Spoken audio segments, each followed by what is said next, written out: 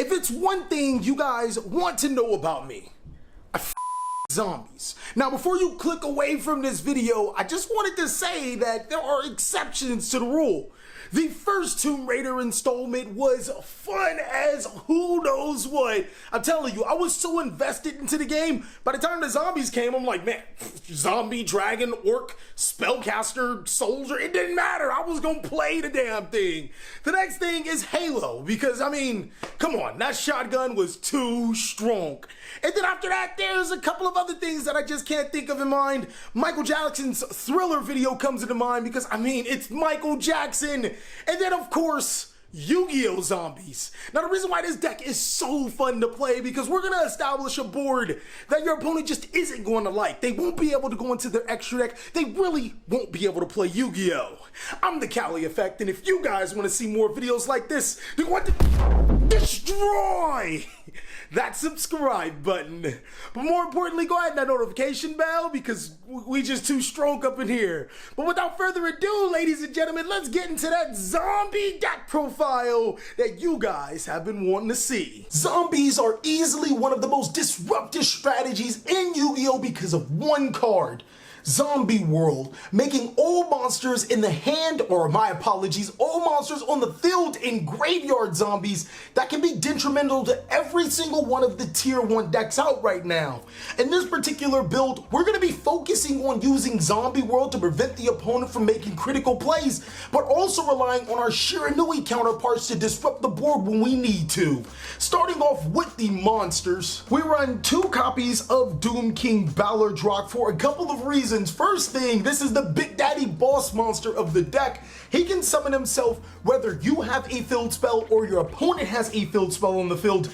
A lot of people just disregard that. The second thing is that both of his effects are hard once per turns. So the first one is obviously so we can get him out and do all those great combos, but the second one is in case the opponent actually disrupts it.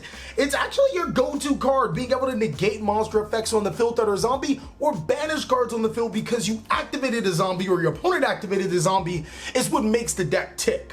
Next is 2 copies of Glow Up Bloom. This card can search Ballardrock from your deck to your hand, but it's also powerful if you have Zombie World face up on your field. You can spell summon Ballardrock to your side of the field. Now ignore the fact that it is a tuner that could come up but doesn't ever come up. We want to put emphasis on the fact that it is a level 1 zombie monster, so it is a 1-for-1 target, and it also allows you to bring monsters from your deck to your side of the field. Fortunately for us, Ballardrock is the only target, but it's also an unfortunate thing too. But next, we run 3 copies of Necro World Banshee. I feel like this is the correct number, 2, 2, and 3, because this card is your quote-unquote not only protection for your Zombie World, but allows you to banish itself as a quick effect to activate Zombie World from your deck. You just can't get better than having a monster that can search you a Zombie World, but also protect your Zombie World. No need for terraforming when you have Banshee inside of your deck. 3 copies of Unizombie. Again, you might want to ignore that this card has tuner in its name. We don't play it because of a tuner. We play it because it allows us to send zombie monsters from our hand or deck to our graveyard. So if we have Necro War Banshee or Glow Bloom in our hand or deck, we can gain those effects with ease. Next is 3 copies of Shiranui Solitaire. This card is the bridge between the Shiranuis and the zombie aspect because Solitaire can special summon your Unizombie to your side of the field and also puts a Shiranui monster in your graveyard for you to later abuse. 2 copies of Shiranui Spirit Master. This guy is just insane. 5 normal, well actually 6 normal summons in the deck. He acts as a pseudo 7th and 8th. When he is normal summoned, you get to special summon a Shiranui monster from your graveyard to your side of the field, meaning that if your initial Unizombie play was stopped, you can normal summon him to get your Shiranui Solitaire to search another Unizombie. But his best effect is actually when he is banished. You get to destroy a card on the field, which can be really disruptive, especially seeing that we can get it banished on our opponent's turn. 1 copy of Shiranui Samurai, a card that not a lot of players play, but He's actually really good. By banishing a zombie monster in your graveyard, you can give him 600 attack, which a 2400 attack 4-star monster is kind of big, but that's not the reason why we play him. The biggest thing is that any monster that he battles is banished. So that is really good. Being able to banish an opponent's monster that may be problematic on their side of the field, think Thunder Dragon Colossus, that can't rid itself by natural means. The next thing is that when he's banished, you can recur monsters like Shiranui Solitaire or Spirit Master from your graveyard to your hand. I think he's an excellent card. Next is 3 copies of Ash Blossom and Joyous Spring. This card's a zombie. You can negate your opponent from searching and being able to banish a card on your opponent's side of the field. Also keep in mind your opponent's Ash Blossom and Joyous Spring do count towards your Doom King Ballard Rock without having to have Zombie World on the field. Lastly is only 1 copy of Mizuki. I know you guys are probably just like, TheCaliEffect, why only 1?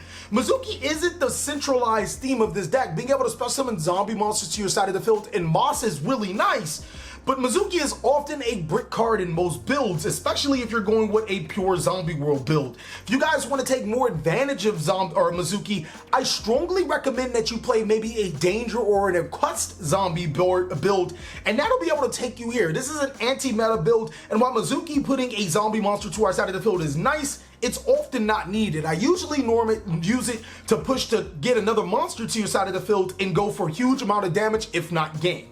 That's it for the monsters. At 20. For the spells, 3 copies of your boy Zombie World. This is why the deck is so powerful. It turns all monsters on the field and graveyard zombies, and also you can't tribute summon unless it's for a summon of a zombie monster. So I'm looking at you Monarch players. You won't be able to play Yu-Gi-Oh! As long as this card remains face up on the field. Other than that, just turning all of the monsters on the field to zombies allows you to trigger the effects of your Doom King Ballard Rock. Essentially, this plus Ballard Rock states that if your opponent activates a monster effect, you can negate it or you can banish a card on the field. Zombie World is just really good at disrupting the opponent, and there's some other cards that play well with it. Now, the expensive card in this deck is that we run 3 copies of Pot of Extravagance. Extravagance is extremely good in here, especially seeing that this deck doesn't really need its extra deck. There are a few cards that you love to play in here, but I mean, you can risk playing multiple copies of them if that's even a risk, just so you can activate Pot of Extravagance.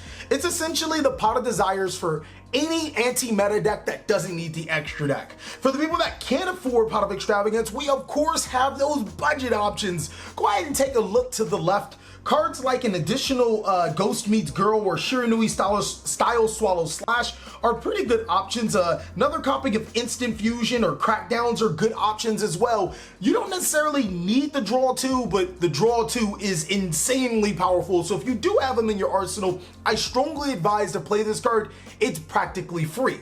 Allure Darkness is also a pretty good option, kind of. You only run 10 dark monsters, so you're being pretty risky. Next is 3 copies of Called by the Grave. I hope I don't have to explain this card even more, but banishing your opponent's critical cards when they need them the most, I mean, you can zombify them immediately. 2 copies of Instant Fusion. I play this card because not only does it provide a zombie monster to your side of the field for link play, it actually gives you a little bit of disruption through Thousand Eyes Restrict.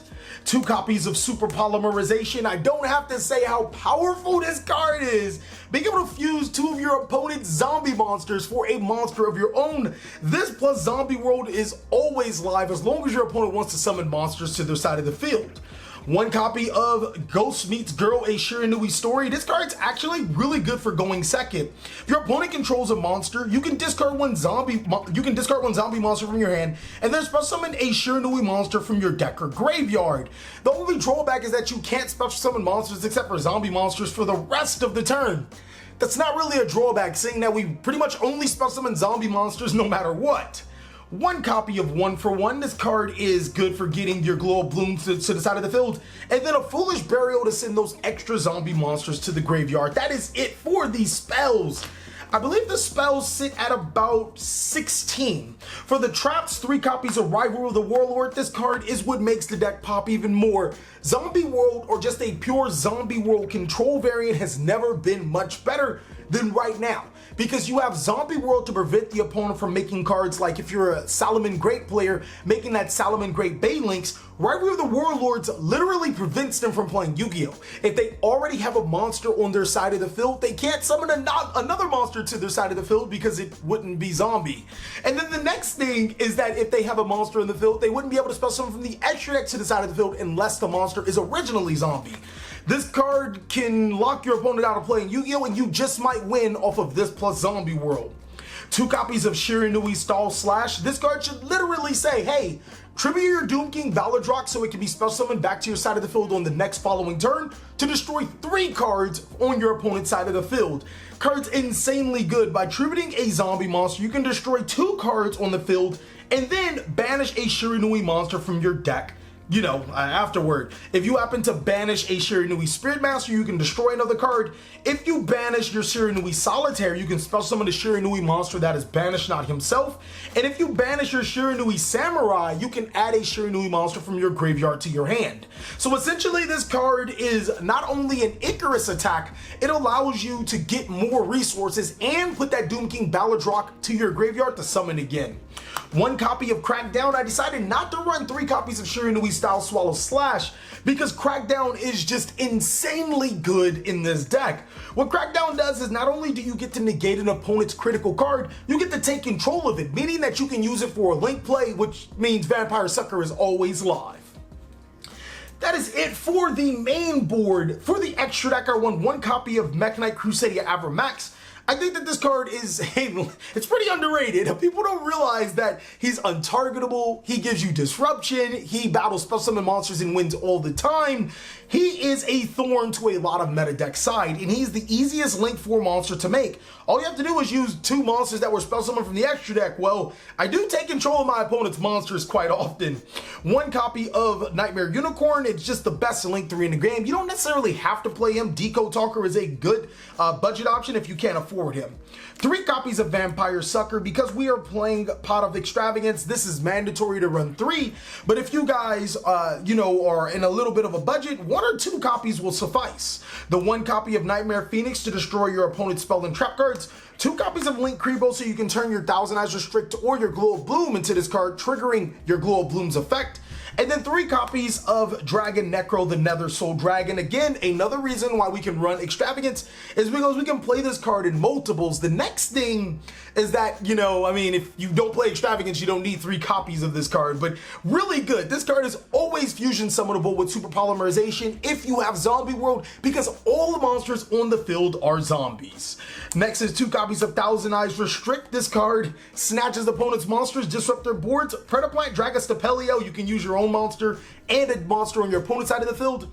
And the Starving Venom Fusion Dragon, just super polymerizations, the finishing touches to the deck. That is it for the main deck and the extra deck. For the side deck, I'd run Mind Controls. I'd consider Crackdowns, because anytime you can take your opponent's cards and use them for your own, you're in a good spot. As I say, you're in all state, ladies and gentlemen. Some other cards are definitely Artifact Lancey and Ghost Bell and Haunted Mansion. Haunted Mansion has a unique properties with this deck because it can trigger your Doom King Baladrock, and Haunted Mansion is actually a lot better than what players think. That's it for the main board, sideboard, and extra deck. Now I'm going to show you guys some really simple combos that this deck does. The reason why I love this deck so much is because the combos are relatively simple. The first combo I'm going to show you requires Unizombie in either Glow of Bloom or Necro World Banshee in your hand. Depending on where Necro World Banshee is, that's the card that you want to send to the graveyard first. What you're going to do is normal summon Unizombie to your side of the field. By the way, this can be Shiranui Solitaire as well. And then use its effect to send Necro World Banshee from your hand or deck to the graveyard. Activate the effect of your Necro World Banshee to activate Zombie World to your side of the field, and then use Unizombie's other effect to send Glow of Bloom from your hand or deck to the graveyard, and then trigger the effect of your Bloom. Bloom will allow you to summon Doom King Baladrock to your side of the field, and these 2 monsters can be used for a link summon into your Vampire Sucker. Now during your opponent's turn, you can spell summon Doom King Baladrock to your side of the field because you control a field spell, and then you'll be able to draw a card. With 2 cards, you're able to get a link 2 monster to your side of the field, which can get you special summons. You also get a card face down, or a card in your hand, and a Zombie World that makes all monsters on the field and graveyard zombies. Now, a small extended combo to this is going to require Shiranui style Swallow Slash. I cannot say that card's name correctly. And you'll be able to produce the exact same combo, except you'll be able to even make a greater board when you follow up, or break your opponent's board even harder. What you're gonna do is normal summon your Shiranui Solitaire, use it for the summon of your Unizombie, zombie to send Necro or Banshee from your hand or deck to the graveyard, to activate your zombie world, and then send your Glow of Bloom from your hand or deck to the graveyard to be able to spell summon your Doom King Ballardrock. That's simple. Use both of these monsters for a link summon into your Vampire Sucker, and then set your Shiranui Style Swallow Slash to face down. During your opponent's turn, you get to spell summon your Ballardrock, so go ahead and draw a card. And now here's where the things get really, really cool. So let's say your opponent sets up with a board, you've already negated and, exacerbated your Doom King Ballardrock's resources by banishing a card or negating a monster effect, and you want to break their board. You activate Shiranui Style Swallow Slash, tributing the Doom King Ballardrock to destroy 2 cards on their side of the field, and then you banish a Shiranui monster. Now, in this particular sequence, if you want to get rid of an opponent's an extra card on your opponent's side of the field, you banish the Shiranui Spirit Master, which allows you to get an extra destruction. But in this particular sequence, we're gonna banish the Shiranui Samurai, which allows us to recur the Shiranui Solitaire back into our hands. On our next turn, we'll be able to draw a card, then draw an additional card because of Doom King Ballardrock. Keep in mind, I initially had 3 cards in my hand. This is all additional on top of the 3 cards that I have left. I'll then be able to follow up with my Shiranui Solitaire, tributing it to special summon to my side of the field another copy of Unizombie. Unizombie allows me to send Mizuki from my deck to my graveyard, and now Mizuki can special summon a Unizombie or whatever to my side of the field using both of these monsters for a link summon. You actually get to draw another card because Mizuki, or no, I'm sorry, you don't. You already special summoned, so no, you don't. Using both of those monsters for a link summon, you can do multiple routes. You can make double Vampire Sucker and then proceed to use both of these monsters for a monster with terrible power inside of your Mech Knight Crusadia Avramax, or a lot of times you can whittle down your opponent's resources to be able to summon monsters like this and attack for a huge amount of damage. If not game, you do have additional cards in your hand. The last combo I'm going to show you guys is, if you guys want to play Shiranui Shogun Saga, it's actually a pretty good card because you'll be able to destroy cards on your opponent's side of the field. This little quick 3-card combo is not going to do anything with the Zombie World cards. It's actually going to be all Shiranui. We're going to need a Shiranui Story, Shiranui Samurai, and Shiranui Spirit Master. We're going to go ahead and activate our Shiranui Story by discarding our Samurai to special summon our Shiranui Solitaire to our side of the field. By tributing the Solitaire, we'll be able to special summon Unizombie from our deck to our side of the field. And then we're going to use Unizombie to send Mizuki from our decks to the graveyard. From there, we can use Mizuki's effect to special summon the Shiranui Solitaire to our side of the field, and then normal summon the Spirit Master to special summon, or I'm sorry, the Shiranui Samurai to special summon the Solitaire. Now, it's kind of important that you do it that way. From there, you use the Spirit Master and the Unizombie for a synchro summon into your Shiranui Shogun Sega, and then deactivate the effect of your Shogun Sega. You can banish your Shiranui Spirit Master from your graveyard to give it 1500 attack, but on top of that, you get to destroy an opponent's card. If the attack points don't really matter, or if after you inflict the damage to your opponent, you can use both of these monsters for a link summon into your Vampire Sucker, and then trigger the effect of your Shiranui Samurai. Samurai will special summon your Shiranui Spirit Master to your side of the field, and use these 2 monsters for a link summon. You keep this on the field. Use these 2 monsters for a link summon into your Shiranui Samurai. Now, Samurai can banish your Shiranui Shogun Sega, and then on your opponent's turn, you can banish it again to special summon your Shiranui Samurai. And if my apologies, what am I doing? You use these 2 monsters for another link summon. Whoa, completely forgot about that. Into your second Vampire Sucker. So Shiranui Samurai banishes the Shogun Sega on your turn. During your opponent's turn, you can banish the Shiranui Solitaire, special summon the Shogun Sega to your side of the field, trigger the effect of your Shogun Sega to banish or destroy another card. This is a cool combo, all related off of 3 cards. Thank you guys so much for watching another segment of the TheCaliEffect. I really hope you guys enjoyed this video. I gotta give a mad shout out to every single one of my Patreons. You guys have been critical to keeping the TheCaliEffect the king of games. Please like, comment, subscribe, but most of all, enjoy. I hope you guys are having a great day like I am.